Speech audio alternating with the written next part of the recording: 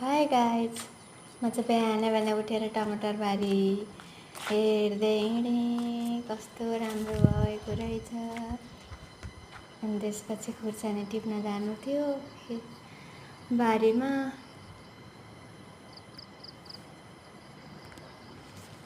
अनि गएँ खुर्सानी बारीमा पुगेँ। खुर्सानी पाकेको हरियो अगबरे खुर्सानी टन्नै थियो। हामी 4-5 जना थियौँ खुर्सानी टिप्नलाई। हाय आरती। बजार पठाउनु पर्ने आरती थियो। यता हेर त। दसैँ आयो नि त, अब खुर्सानी बजारमा बिक्छ।